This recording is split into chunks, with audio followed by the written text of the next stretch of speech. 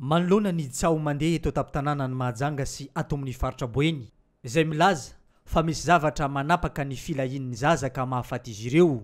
Niezaka nijery ny zava-misy ny mpanao gazety nanao antso antarbity tamin'ireo toerana izay voalazan'olona fa voakasika amin'ny toe-javatra io. Nilaza ireo mponina teny an-toerana fa tsy misy an'izany fa tsao ny ninana tao. Nanomboka omaly latsinainy fa 12 ny volana May taona 2024 misy ireo olona milaza fa tonga ao belobaka io toe-javatra io. Omaly hariva ihany tonga teny an-toerana ny mpanao gazety nanontany ireo vahoaka amin'ny fisiny io toe-java-misy io.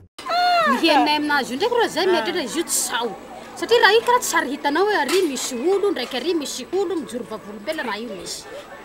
Fa raha io ndraiky aloha aminay aty dia misy le forazaza regny maro mamora manely tsao misy fo zany misy biby mamora olo hoe aty mamono hoe fa raha mbo tsy hitanay.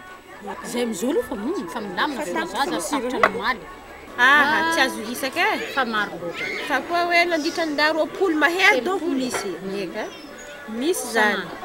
Fara zany anty. Latsinainy any tsisy zao amin'ny hôpitaly eo. Tonga teny an-toerana ihany koa ny lehilahy iray avy any Besely. Nilaza izy fa ny farany herinandro lasa teo iny nisy lahantitra iray sahabo 12 taona no maty tamin'ny fomba mampiahiahy. Ka io toe-javatra io no nararotiny olo sasany nanelezana ny tsao. Nambarany ity ray mpianakaviana ty ihany koa fa tsy misy izany zavatra izany eny Besely sy eny Paremahitsy. Tegna moa tsy mahalala fa araka le tsao mandeha zany ary nisy mihitsy zany taberivotra tao nisy le tsy ankizy ndraiky tao fa lehilahy lehibe mihitsy maty. Ino nahafaty anazy? Nahafaty azy hoe araka tenendreo hoe nisy zavatra namora azy tamin'ny alina de tsy eo mihitsy le mahalilahy anazy iny zany le forana reny. Tsy eo mihitsy zany de vita fora le lehilahy maventy de maty. Misy biby mamora hono amin'ny alina de ary tsy faritra aminay hoe Besely na Berivotra foana zany izy fa zisika any Andakalaka reny maro voajiaby de ohatran'ny tenen'le tsao zany le mampatahotra anay amizay zany raha fa miresaka le tsao hoe misy biby manapaka zaza mamora zaza amin'ny alina de maty le ankizy fa vita fora le ankizy de maty le ankizy.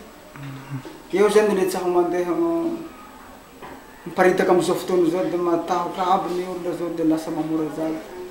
Zay aloha gaga be zay tamin'ny herinandroany tamin'ny latsinainy teo iny tonga avy any zany ray aman-dreniny zaza mitondra zaza tonga de hoe tapa zanakanay aty fa misy biby manapajaza hany.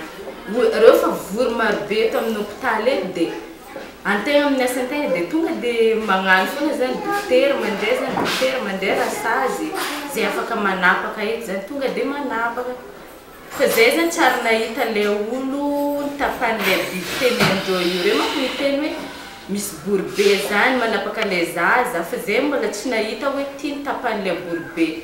De le vehivavy tsy loka sofy iny koa tevegna koa fa zany tenendreo boka hoe tevegna le zaza tsy voatefika teven-draha io koa de maty zany. Zany fitantaraindreo fa tonga eto zay de mandray de lokale sofy de ataonay koa le fanapahan-jaza. Tsy tokony atao mampikorontana ny fiarahamonina ny toe-javatra tahaka izao nefa ilaina ihany ny fitandremana amin'ny zava-drehetra.